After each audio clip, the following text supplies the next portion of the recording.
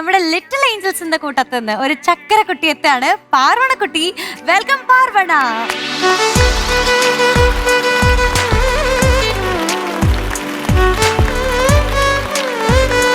പാർവണ കുട്ടി പറ്റിച്ചേ.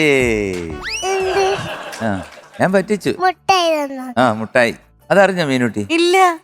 കൊച്ചുവാവ അതിന്റെ ഇതില് മുട്ടായി കൊണ്ടു തന്നു. എനിക്കും തന്നു. അപ്പൊ എന്റെ അടുത്ത് വന്നിട്ട് ഇങ്ങനെ ഒരെണ്ണം എടുത്ത് ഇങ്ങനെ കാണിച്ചു. ഞാനത് വാങ്ങിച്ചു.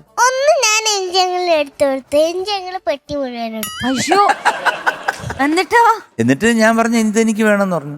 എന്താ ഞങ്ങൾ ഇങ്ങനെയൊക്കെ ചെയ്യുന്നേ? പണ്ട് മുതലേ മുച്ചോടെ എടുക്കുമല്ല.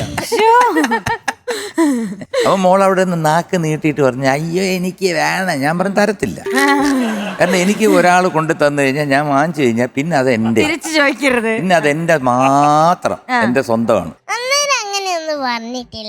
അല്ല ഞാൻ മനസ്സിൽ വെച്ച് പറയാ ഞാൻ. പിന്നെ ഞാൻ കരയുന്ന ഒരു സ്റ്റേജായപ്പോ അങ്ങ് കൊടുത്തു. നന്നായി. മാത്രം അത് കഴിഞ്ഞിട്ട് പിന്നെ വേറെ കുറെ മുട്ടായും കൂടെ കൊടുത്തു. സന്തോഷമായി. എന്റെ കയ്യിലുണ്ടായിരുന്ന മുട്ടായും കൂടെ കൊടുത്തു.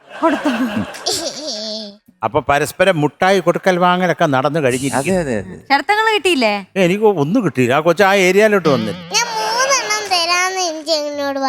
പാവ എം ജി അങ്കിള് എനിക്ക് കൊണ്ടു തന്ന് കുറച്ച് കേക്ക് കൊണ്ടു തന്നു. ഇത് തിന്ന് ശരത്തേന്ന് പറഞ്ഞു. അതാ ഞാൻ തിന്ന് ജീവിച്ചത്. എല്ലാ ദിവസവും കേക്ക് കൊടുപ്പാ എന്റെ ജോലി. ഞാൻ ചത്തോട്ടെന്നാണ് എന്റെ വിചാരം. അത് ഷുഗറാ.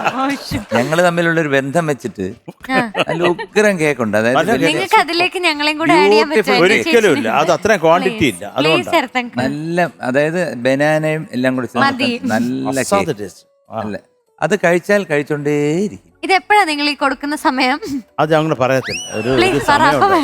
ഒരു മുഹൂർത്തം. മക്കളെ കേക്ക് മുഹൂർത്തം. മക്കളെ ഏതാ പാടുന്നേ? മുറുക്കിയോ? ആ റാ ഒന്ന് ശരിക്ക് പറഞ്ഞേ. മുറുക്കി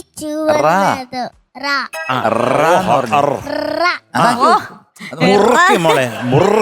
മുറുക്കി ചുമന്നതോ?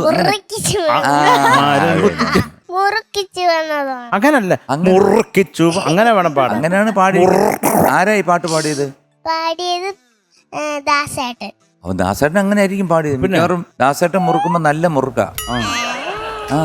മുറുക്കി ചുമന്നതോ മാരൻ മൂത്രം ചുമപ്പിച്ചതോ.